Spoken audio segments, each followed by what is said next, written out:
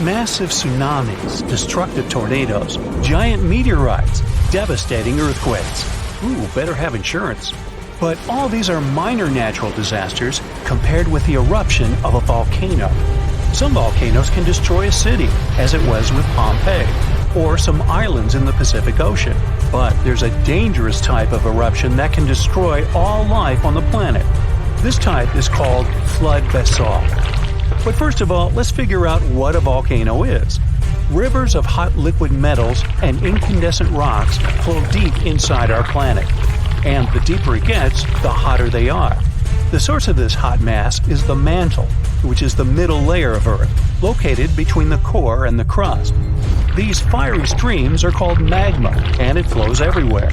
But we don't feel its heat because of the thick layer of our planet's crust. Magma is lighter than the crust, so it always tries to break out to the surface. And in some places, it succeeds. At the junctions of tectonic plates, it splashes out when one plate moves under a thicker one. When magma reaches the surface, it becomes lava. This substance burns the ground around and cools down quickly. It hardens and forms a new layer of rock. The following splash of magma falls on the top of this layer. Thus, a mountain appears layer by layer over millions of years. And in its mouth, a fault of tectonic plates splashes out magma. This mountain is called a volcano. It spits lava and ash into the sky, then falls asleep and wakes up again during seismic activity. Now imagine that several giant volcanoes begin to splash out an infinite amount of magma. It just doesn't end and covers an entire continent. This is a flood basalt, and one day it did happen. About 252 million years ago, in the northern part of our planet, a lot of magma accumulated under Earth's crust. Trillions of tons of hot rock were concentrated in one place on a gigantic territory. And gradually, all this fiery energy began to seep out of the ground. Hot gas started to come out in different places in this territory. The ground shook endlessly, and the crust rose hundreds of feet, all pointing to the approach of an imminent catastrophe. And then, at some point, magma began to pour out. Giant fountains of fire burst out of the ground. Do you know these geysers in Iceland? So imagine the same things, but dozens of times higher and with hot lava and ash instead of water and steam. The ash and lava flows were so strong that they reached the clouds. Under Earth's crust, there was a gigantic bubble of magma, and it squeezed out fiery jets under the pressure of rock and ground. The rift was getting bigger. Magma was flowing out everywhere. It began to fill the entire North Continent. The flood of lava spread wider and wider. The streams of molten rock seemed endless. Layers of molten basalt rock overlapped one another, forming a giant tsunami of lava 160 feet high. It poured out of the ground for hundreds of thousands of years, flooding forests, rivers, lakes, and meadows. At the same time, billions of tons of volcanic ash rose into the sky, which could lead to a volcanic winter, since sulfur dioxide in the ash reflected the sun's rays. This might have lowered the temperature on the continent by several degrees. Then, dust and ash probably condensed and formed giant clouds that watered the surface with toxic acid rain. But after that, the cooled lava formed a giant thick shield, preventing magma from seeping out of the endless fire bubble. The global catastrophe was over, but only for a short time. Trillions of tons of magma were still flowing under a thick layer of solid basalt. The fiery rivers couldn't reach the top, so they spread out to the sides. As a result of this expansion, huge nets were formed under the thick rock. They ran in different directions like a spider web and heated Earth's crust. Gases started coming out from under the surface again. More and more energy accumulated there, until an explosion of unimaginable force occurred. In addition to magma, carbon dioxide and ash escaped to the surface. They filled the atmosphere and caused the greenhouse effect. The temperature on the whole planet increased by several degrees. This release provoked another catastrophe that began in the ocean. There were deposits of methane, an explosive gas, on the seabed. Under ice-cold water, the methane was frozen and harmless. But the greenhouse effect in the atmosphere warmed up the entire ocean. millions of tons of methane began to rise to the surface. This gas is more potent than carbon dioxide. Therefore, when it hit the atmosphere, the temperatures on Earth increased again. The whole globe turned into a hot sauna. In previous cool and humid places, the temperature reached those of a modern Sahara. Of course, most animals and insects couldn't survive such a cataclysm, but ocean life took much more damage. The heat and methane reduced the amount of oxygen in the ocean. Fish and other marine life couldn't survive in such conditions. New problems appeared when anaerobic bacteria started to multiply in non-oxygen water. They fed on methane and carbon dioxide and released hydrogen sulfide, a toxic substance that poisoned water even more. About 75% of land animals and 95% of the ocean's inhabitants went extinct. This flood basalt eruption was the only disaster in the planet's history that destroyed almost all plants and significantly reduced the insect population. Several species of the hardiest animals managed to survive in these conditions. The planet took about 10 million years to recover completely. After that, evolution began a new process of developing life. And here are two pieces of news. The bad one is that flood basalt will happen again and will be no less devastating than 252 million years ago. The good news is that it will happen in hundreds of millions of years. But when that happens, humanity will need to be prepared. It will start on the ocean floor. First, lava fountains miles high will begin boiling the water and emit sulfur dioxide into the atmosphere, where it will reflect sunlight. Along with ash and magma, a massive amount of water vapor will rise into the air. Livestock won't survive, and people will have breathing problems. Acid rain and increased humidity caused by the evaporation of the oceans will lead to the corrosion of buildings. All flights will be canceled. People will have to wear gas masks. Many animals won't be able to handle this eruption, but humans will adapt quickly. But then another and another eruption will follow, and this endless catastrophe will soon deplete the resources of humanity. Plants and trees won't recover so fast, and oxygen production will be significantly reduced. Let's hope that humanity will have colonized other planets, including those outside the solar system by that time. And now, let's jump back to the present. About 70% of the seismic activity associated with volcanoes occurs underwater. So let's see how ordinary volcanoes on the ocean floor work.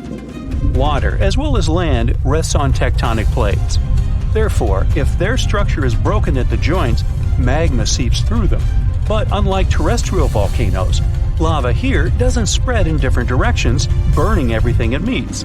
It solidifies under the pressure of cold water. Underwater volcanoes can erupt for a long time with breaks in between. Magma covers the seabed. After another 100 or 1,000 years, a new eruption begins and a new layer of rock forms over the previous one. Over millions of years, layer by layer, magma is rising. And then, one day, a volcano rises out of the water. Magma splashes out of it and increases its height. And now we have a large volcanic island. Then the volcano falls asleep and life appears on the newly formed piece of land. Magma flows from the planet's mantle, filled with various chemical elements. This hot mix saturates the soil with useful substances and thus promotes the growth of plants and trees. Then birds and other animals arrive there, and the volcanic island turns into a paradise. Then humans arrive and pave over paradise to put up a parking lot and a franchise burger joint. When we think of active volcanoes, one region comes to mind: the Ring of Fire in the Pacific Ocean. 3/4 of Earth's volcanoes sit within this belt. Compare the area to Australia, which doesn't have any volcanic activity. The old continent of Europe is also calm, or at least we like to think so. Can you guess what the most active volcano in Europe is? If you thought of Mount Etna on the island of Sicily in Italy, you were right. The volcano has erupted about 200 times and has been far from sleeping in recent decades. The last time this happened was in August 2023. The highest mountain in the Mediterranean is 500 million years old. But in Iceland, there is a much younger volcano. It sprang into action on the 10th of July 2023. In the afternoon, 3 fissures appeared in the ground on a peninsula in the southwest of the island. This was at a base of a small mountain peak. Its name means Little Ram in the local language. The volcano spewed molten lava high into the air. There were also gas plumes in the area. But the scientific community wasn't surprised by the event. They already knew about the volcanic area that stretches between the cities of Reykjavik and Keflavik. Its name is hard to pronounce. Hey, I want to buy a vowel. It had already erupted during the previous 2 summers. This activity came after 8 centuries of dormancy. In the days leading up to the latest eruption, seismologists, the scientists who study earthquakes, recorded over 12,000 tremors. When the ground opened up in July, the fissures were over 1.5 miles long. The following morning, 2 of them closed. All the lava was now coming out of the last fissure. It grew into an elongated cone, the simplest shape of volcano we are all familiar with. The lava soon filled a large crater. It grew almost 100 feet tall during the first week, and it is still growing. On the night when the eruption started, lava spread out in all directions. Its cinders set ablaze the dry moss in the vicinity. Local authorities closed off the surrounding area. There were toxic gases from the volcanoes and smoke from the burning moss. Firefighters flocked to the area. After a week, they proclaimed the area safe. Visitors soon came to witness the birth of Europe's youngest volcano.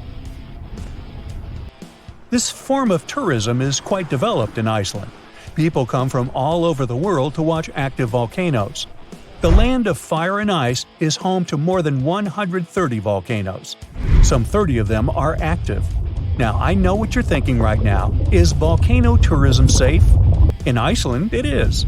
The country's authorities research and constantly monitor all of the hotspots. The island is dotted with several dozen seismic stations. These help researchers accurately predict future eruptions, and emergency services are accustomed to these sorts of events. They can quickly cordon off danger zones. This is what happened in 2010. A volcano in the south of the island, the name of which everyone struggled to pronounce, erupted. It spewed out a plume of steam and ash that was 7 miles high. This wasn't a fun time to be an air traveler. Winds carried the enormous plume southeast toward northern Europe. Many countries closed their airspace for several days for safety reasons. The volcano erupted in March, but the Earth was shaking from January the same year, so seismologists knew that an eruption was approaching. When it comes to the continent's youngest volcano, the tourist infrastructure is already there. Visitors can leave their cars at a designated parking lot.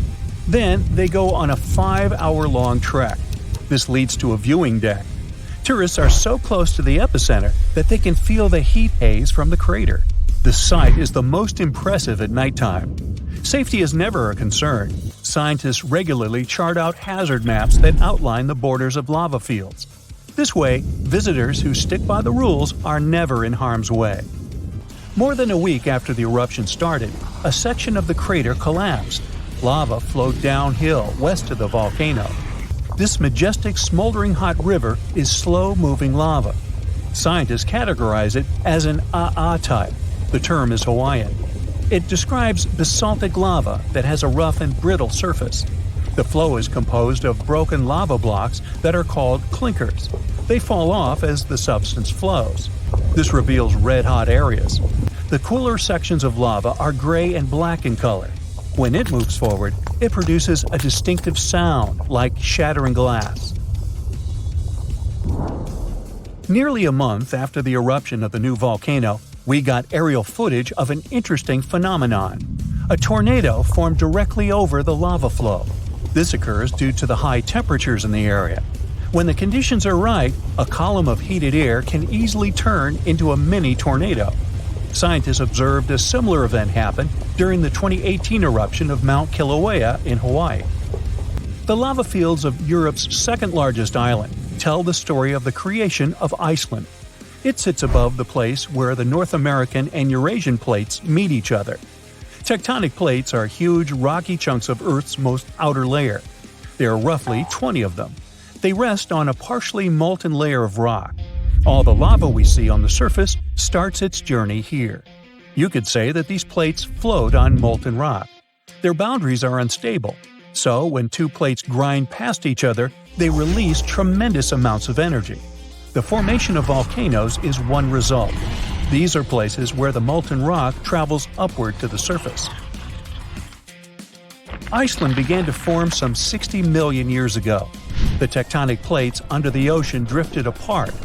Enough lava piled up on the surface to create solid ground. This ancient rock is under the waves today. As new lava reaches the surface and cools down, it pushes the old rock away from the center of the island. That's why the oldest parts of Iceland aren't 60 but only 16 million years old. The country's active lava fields are young in geological terms. Some of them are under 1,000 years old. Scientists consider the island a hot spot for volcanoes, pun intended. Nearly a third of the basaltic lava that reaches the Earth's surface in recorded history came from Icelandic eruptions. Fissure swarms, like the ones before the 2023 eruption, cover 30% of the Nordic country. For this reason, only a quarter of the island is inhabited. Norse Vikings were the first people to settle in Iceland at the beginning of the 10th century.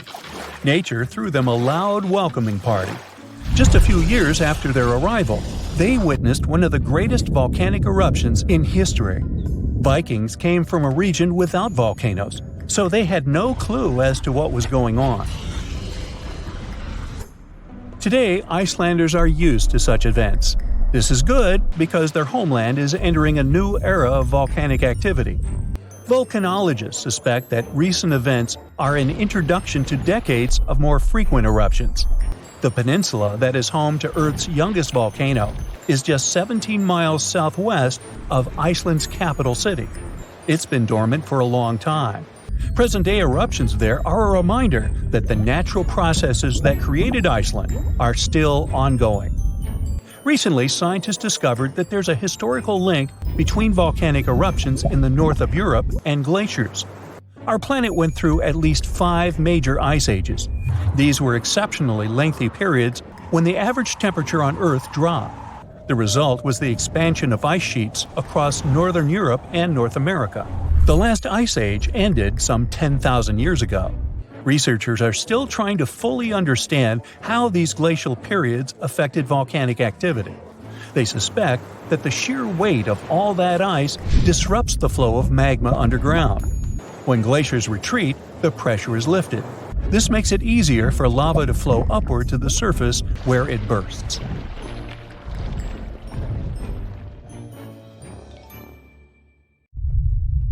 Whoa! Earth's surface is shaking. Long cracks split the ground open.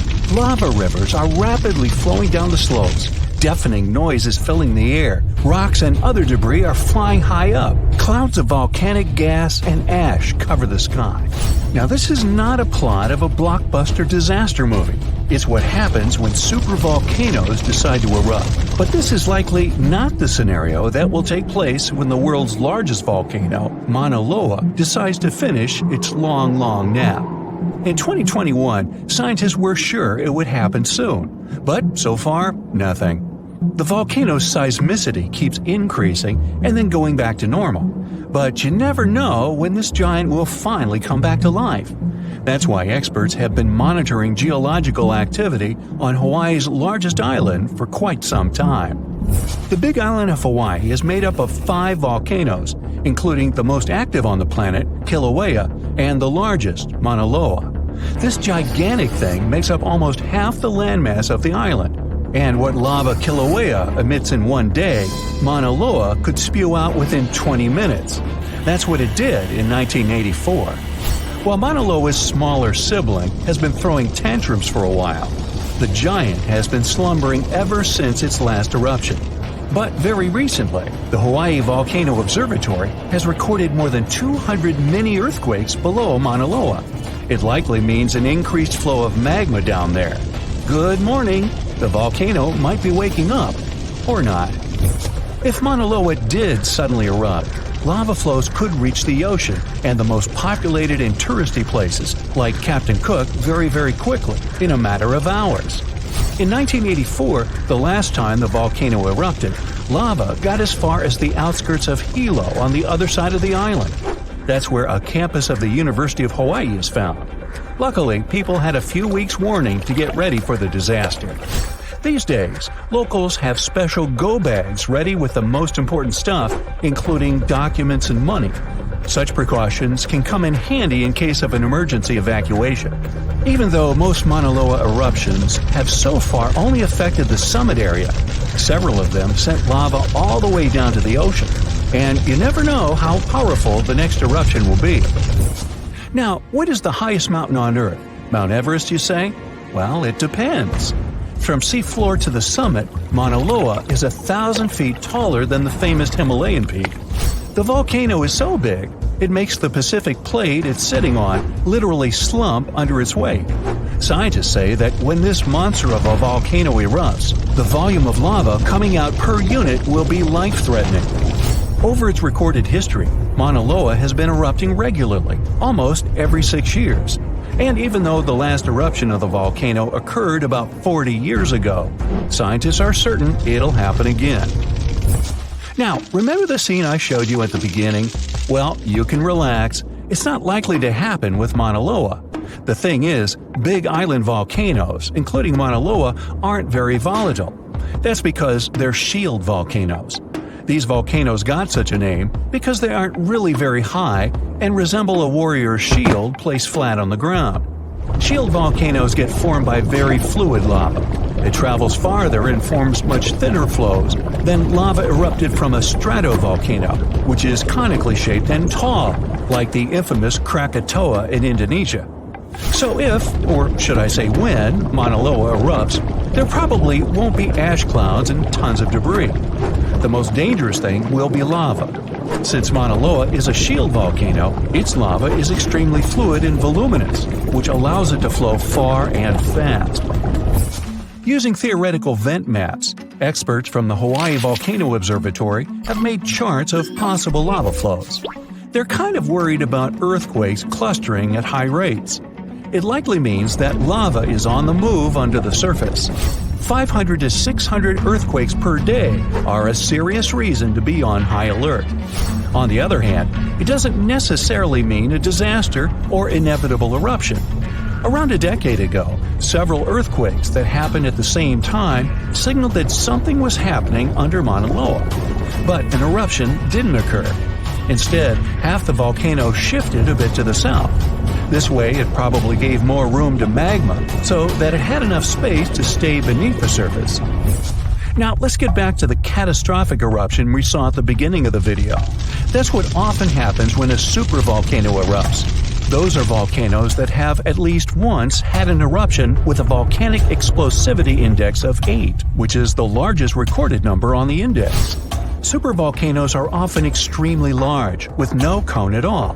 That's because they're typically the remains of gigantic magma chambers that once flared up, leaving behind a caldera. They're usually found over hot spots. Supervolcanoes can produce super eruptions, and when they do, they blow more than 240 cubic miles of ash, molten rock, and hot gases up into the air. In other words, 4 super eruptions could fill the Grand Canyon to the brim. Supervolcanoes get formed when gigantic volumes of scorching hot magma are trying to escape from deep underground. This magma rises close to the surface but can't break through Earth's crust. That's why a huge pressurized pool of bubbling magma gathers at a depth of only several miles. The pressure keeps growing because more magma is trying to get to the surface until, bam, a super eruption occurs. The most recent super eruption happened in New Zealand. Well, when I say recent, I mean around 26,500 years ago. Nah, I wasn't around then. That's when a supervolcano beneath the surface of Lake Tahoe spewed into the air more than 300 cubic miles of ash and pumice. Imagine 500,000 Great Pyramids of Giza flying up at the same time. That's how incredibly powerful that eruption was. But the most exciting and confusing thing about the eruption was that the Tahoe volcano simply didn't go off like many others. At first, everything was going as usual. More than 200 square miles of magma had built up under the surface, and the pressure was getting higher and higher. But after the rock cracked and the first part of lava rushed out of the crater, something went wrong. and the supervolcano took a break. Only several months later, the disastrous eruption shook the ground, and thousands of tons of lava, rocks, and ash flew high into the atmosphere. But the age of supervolcanoes isn't over. The most infamous of them all is probably the one in Yellowstone National Park. This giant handles at least 3 mega-powerful eruptions, and who knows how many smaller ones. If this monster erupted anywhere as strongly as it did 2.1 million years ago, it would spit out more than 588 cubic miles of red-hot material. You can probably picture it more vividly if I tell you that this volume is comparable to 65 million Capitol rotundas in Washington, D.C. piled together. Wow. Anyway, scientists are sure that Yellowstone doesn't present any danger these days.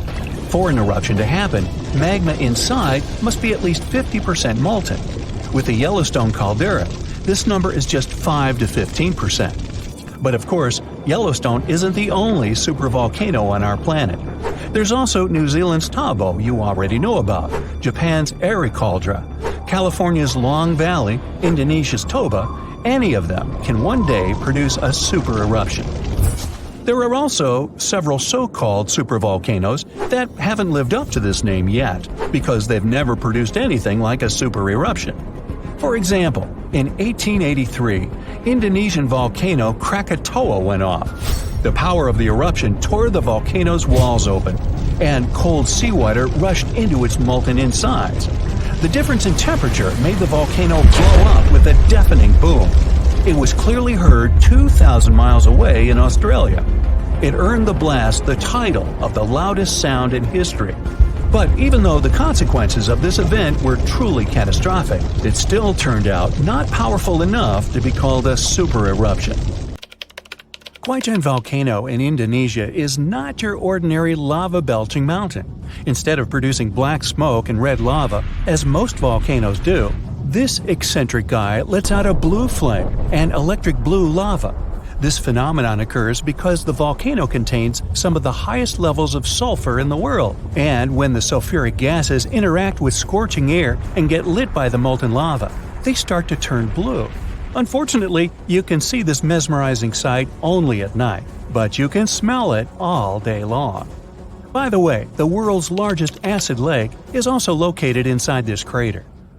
The Dead Sea has a high concentration of salt and minerals compared to other seas, even though it's technically a lake. Swimming is almost impossible, but people go there for the natural chemicals for the body. Floating on the surface is a great way to relax. This ancient body of water got its name because no macroscopic organisms can live there since it's 9.6 times saltier than oceans. Only a few bacteria and fungi can be found enjoying the salt. It's also Earth's lowest elevation on land at 1,400 feet below sea level.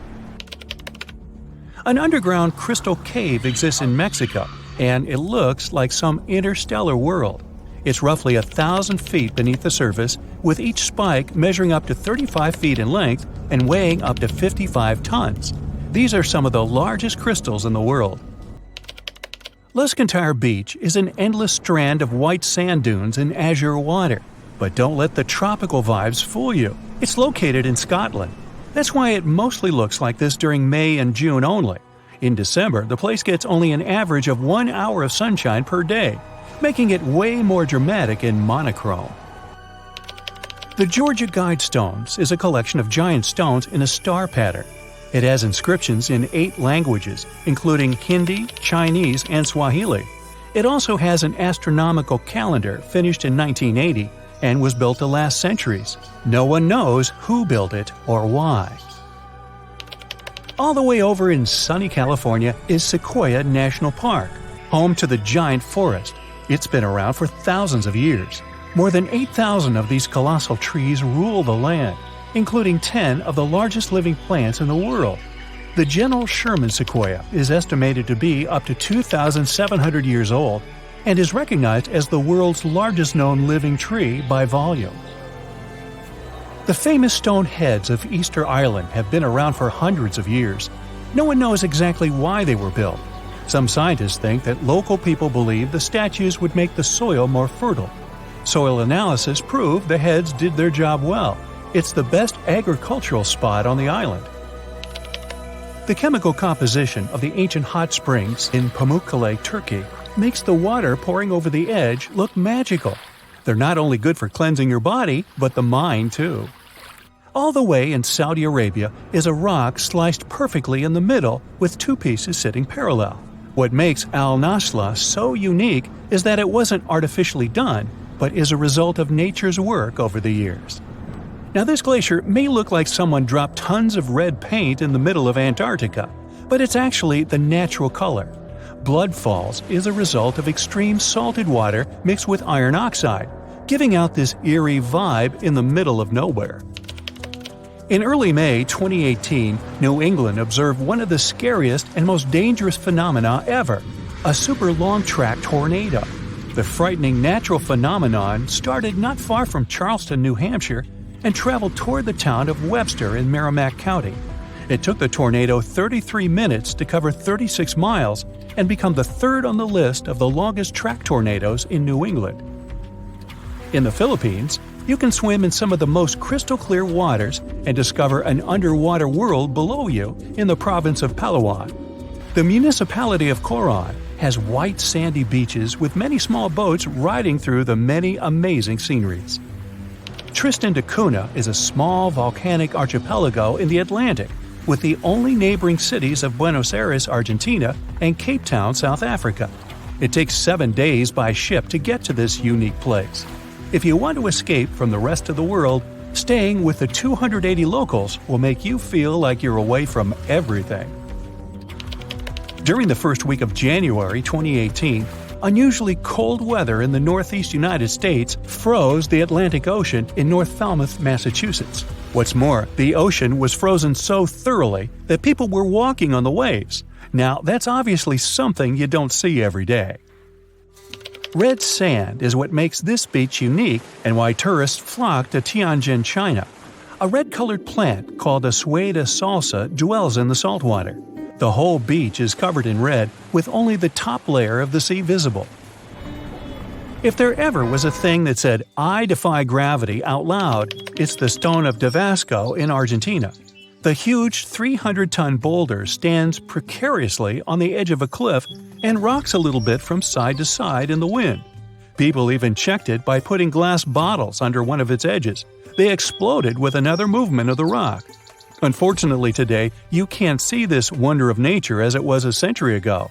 In 1912, the boulder suddenly dropped from its perch, which it had occupied for literally hundreds of years.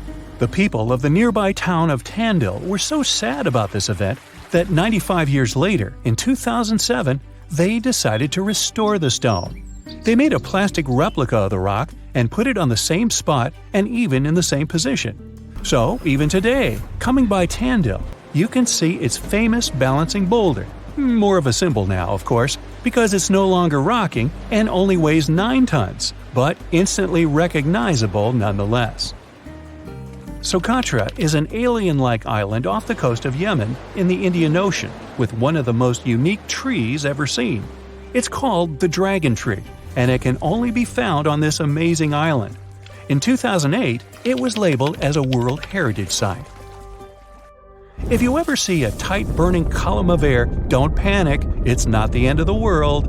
The creepy combination of whirlwind sounds and scorching inferno means that you have crossed paths with a fire tornado, also known as fire twister or fire whirl. This dangerous phenomenon occurs mostly during wildfires. These fires create a big area of super hot air just above the ground. When this scorching air gets mixed with the cooler air higher up, it results in a whirlwind that churns up burning debris and flames.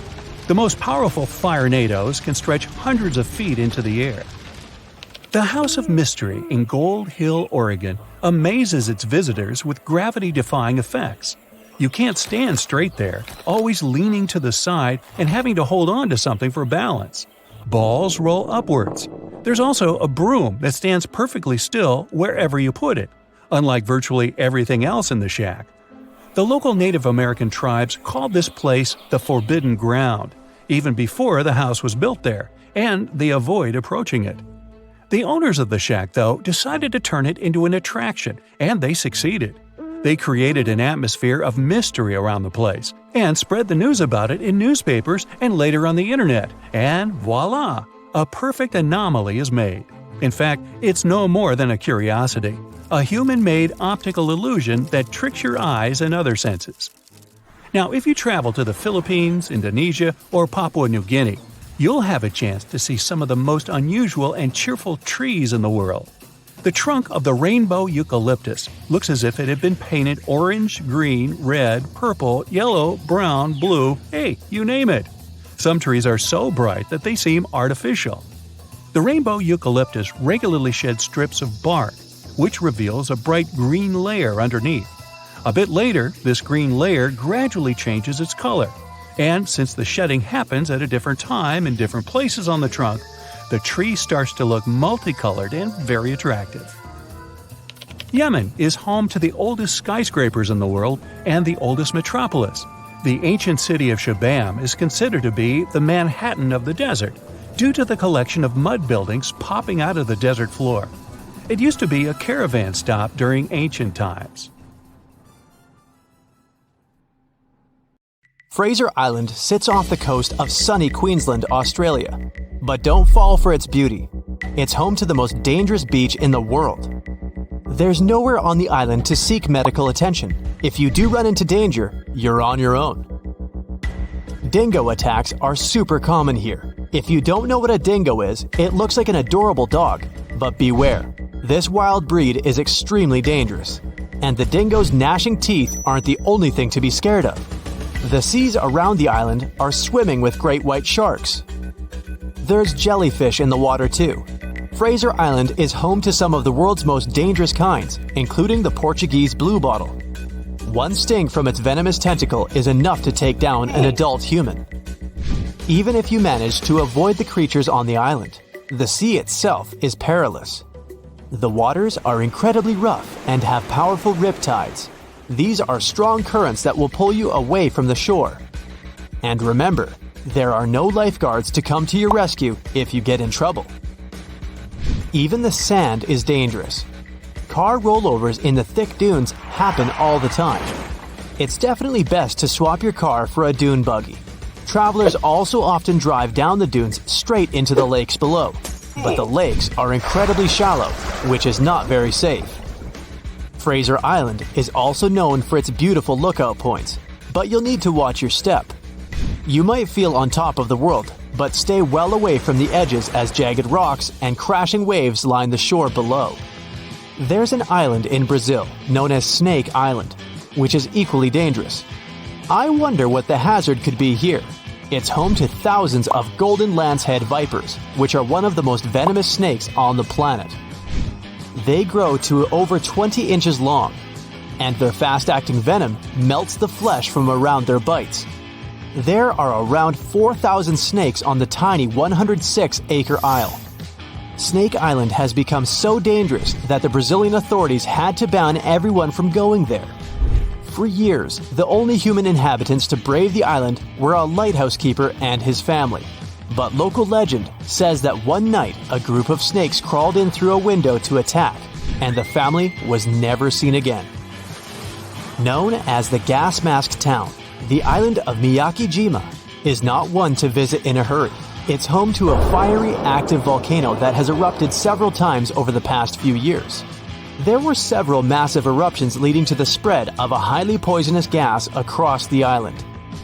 Residents are now required to carry gas masks at all times, and a terrifying alarm blares across the island whenever the poison levels get too high.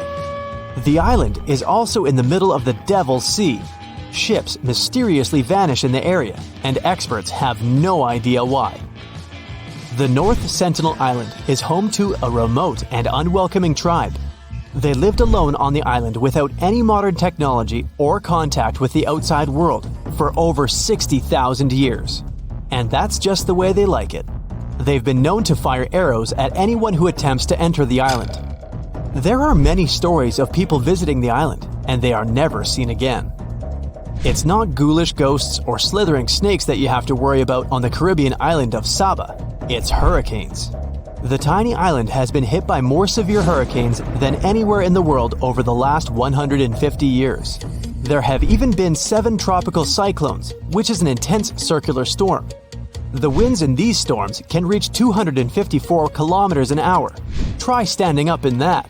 You'll also struggle to find a pilot who'll even land on the island. It's incredibly dangerous not because of the winds, but because it's home to the shortest runway in the world. It's only 440 yards long. 2 huge rocky ridges surround the runway, so there's no room for mistakes. The Kilauea beaches of Hawaii used to be one of the most dangerous in the world. The Kilauea volcano has been almost consistently erupting for the past 35 years, spewing red-hot lava into the surrounding waters. The water temperatures have even passed boiling point as a result of the lava. Happily, it's no longer active. While the island of Bikini Atoll might sound like the perfect summer vacation destination, it's most certainly not. The problem is that this place has dangerously high radiation levels, and the locals had to leave it. Although the island was declared safe in the 90s, its original inhabitants have refused to return. The lack of fishing in the area has also led to a massive increase in sharks who swim the waters in search of their next meal. Strangely, the corals and reefs are thriving. From the distance, Ramree Island looks idyllic. White sand, swaying palms. But beware. They say thousands of hungry saltwater crocodiles used to lurk there, ready to strike at any time. The exact number of those animals was unknown, and some scientists claim that there are quite a few of them right now. I'd stay well clear of the island though. I don't really feel like becoming crocodile food. Skeleton Coast in Namibia is appropriately named as the harsh landscape and lack of water make life almost impossible. Whale carcasses, turtle shells, and elephant rib cages litter the shore. If that isn't bad enough, lions and hyenas patrol the beach in search of their next meal. The surrounding waters are just as dangerous, as they are home to 11 different species of shark. Many sailors have become lost on this coast and have never been seen again. Cape Tribulation in Australia also lives up to its name as it is packed, full of dangers. Swimmers have to wear special stinger suits because the water is teeming with stinging jellyfish. Saltwater crocodiles also hide in the water, but they don't make a suit to keep you safe from those. It's not just the jellyfish that sting. The area is covered in stinging trees. The trees have jagged leaves that give the croc's teeth a run for their money. On land, there's angry cassowary birds. There are flightless birds that are the same size as an ostrich. They have sharp talons that can easily slice through skin.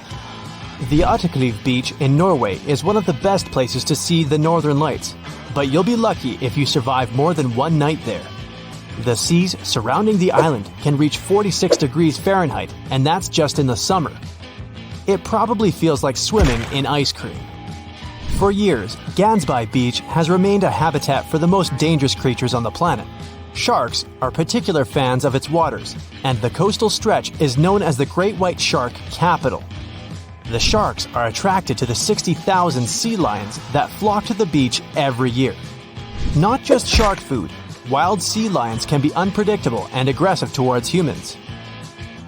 Comoro Islands are the worst vacation destination for those who don't really like mosquitoes. The place is swarming with the little guys. Locals say all the water on the island must be contaminated because of them. So they like to sterilize water before drinking, making ice, and even brushing their teeth. If you're really into coconuts, there's one place you should probably go to grab some. I'm talking Danger Island. Yep, it's the real name of one of the islands in the Chagos archipelago. It shouldn't scare you off though. The major problem it has is parking. I mean, safe anchorage for those who come there. Finally, while it may sound dreamy, you're probably going to want to avoid the beaches of the Amazon.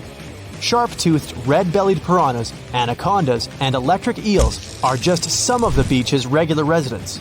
It has one of the widest varieties of animal species on the planet, including the Amazonian giant centipede, which has a poisonous bite. It's not just the animals of the Amazon that you have to watch out for. Strychnos and curare are the 2 Amazonian plants that are super poisonous.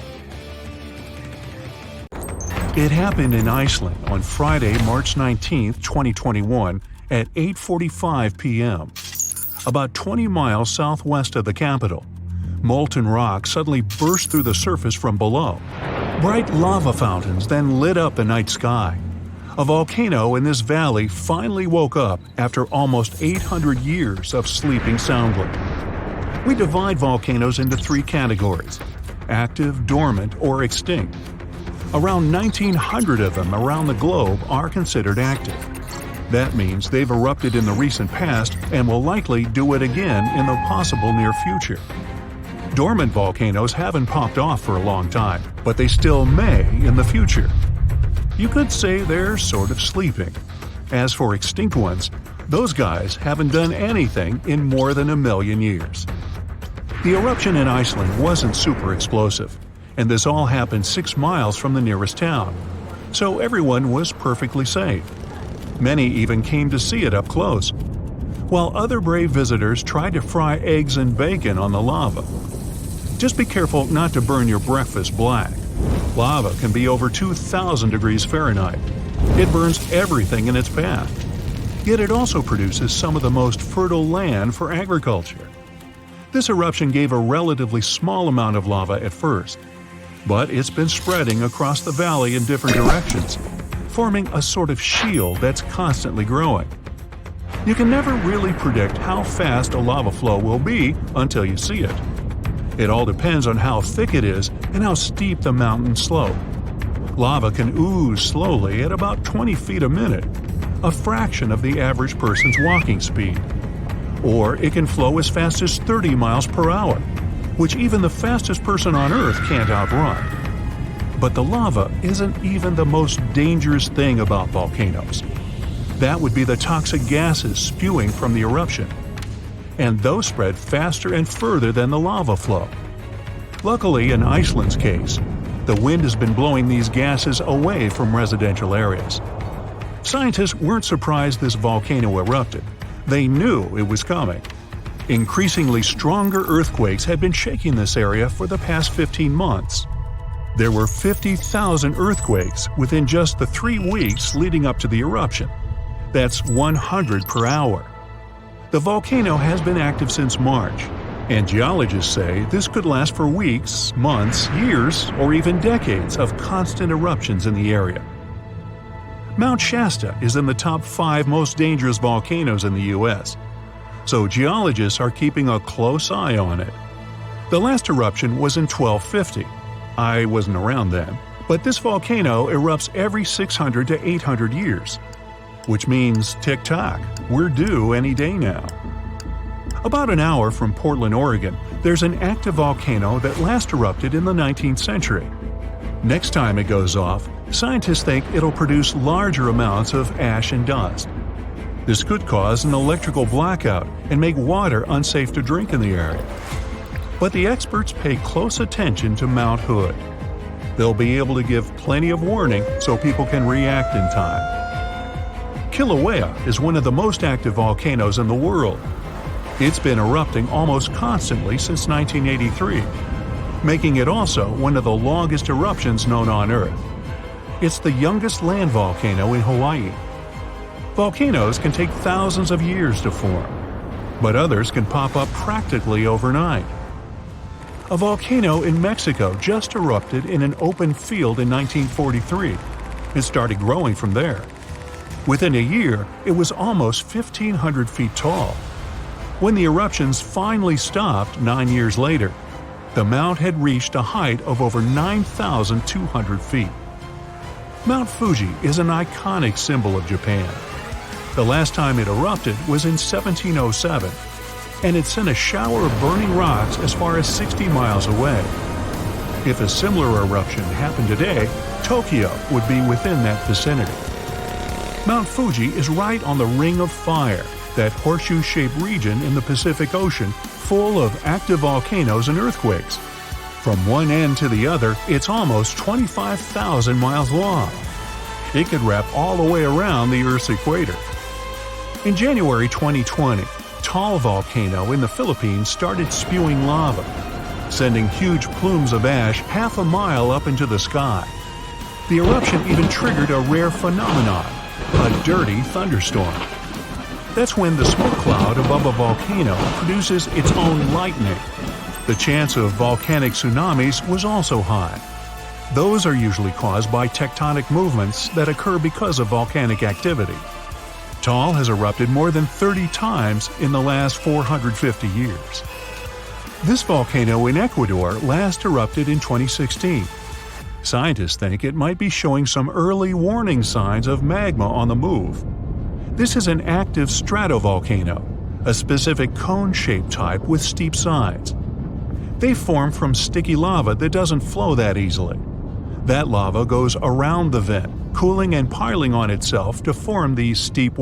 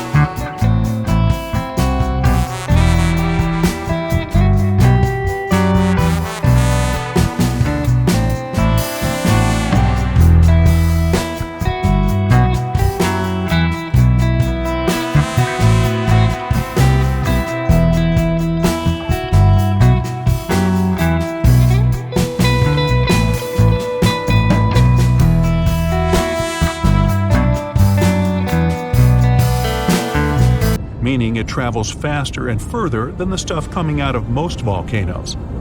It's certainly not amongst the tallest ones, but Ethiopia's Erta Ale is unique in that it has a lava lake almost constantly, which is pretty rare. The locals call it a smoking mountain because its lava lake often causes eruptions. This volcano is near the Danakil Depression, one of the hottest places on our planet. Merupi has been erupting on a regular basis since the mid-16th century. This volcano helps scientists do crucial research on how eruptions work and how they can warn people in time.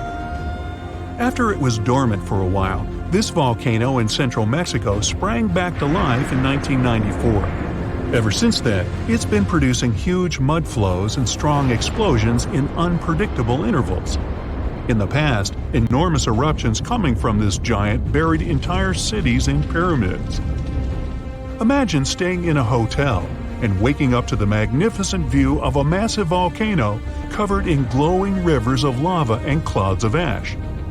When it lets off heat, visitors to this area in Guatemala take a chance to roast some marshmallows there.